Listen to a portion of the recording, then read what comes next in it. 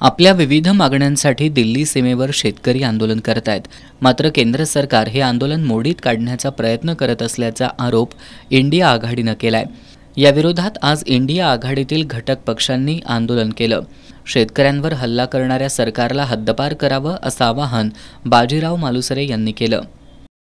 परंतु त्यावेळचे तत्कालीन पंतप्रधान लालबहादूर शास्त्री यांचा एक नारा होता, जय जवान जय किसान।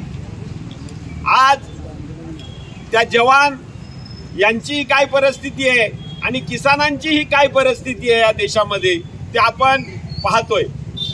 शेतीमालाला भाव मिळावा म्हणून ज्या शेतकऱ्यांनी तिथं मोर्चा काढण्याचा प्रयत्न केला, मला हे कळत नाही हे भाजप सरकार आहे का इंग्रजांचं सरकार आहे।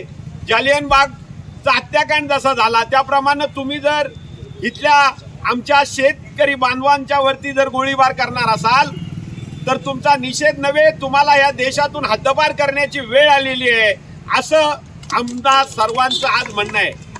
आज मी कुणाचं नाव न घेताना आज ही इंडिया आघाडीची ज्या वेळेला ताकद बघतोय त्यावेळेला पुढची दिशा आणि पुढची रणनीती ही निश्चित झालेली आहे आणि येणारा जो काळ आहे तो आपल्या इंडिया आघाडीचा असणार आहे। यावेळी काँग्रेसचे युवक जिल्हा उपाध्यक्ष सरफराज जमादार यांनी हुकुमशाही भाजप सरकारवर हल्लाबोल केला।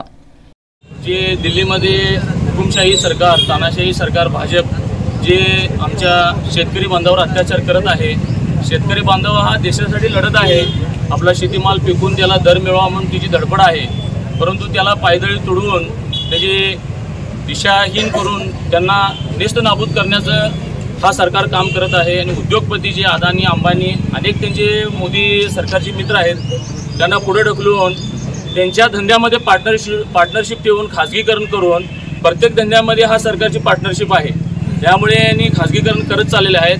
परंतु शेतकरी जिवंत राहायला पाहिजे, टिकला पाहिजे, तरच हा देश टिकेल।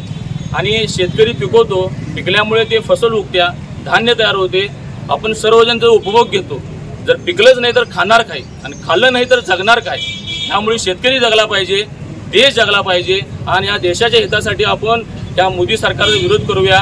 आणि हे जी हुकुमशाही चालली आहे फक्त निषेध नाही आहे, आपण त्याला लढा देऊन त्या हुकुमशाहीला तुडवायला पाहिजे। आंदोलनात इंडिया आघाडीतील घटक पक्षाचे कार्यकर्ते मोठ्या संख्येने सहभागी झाले होते।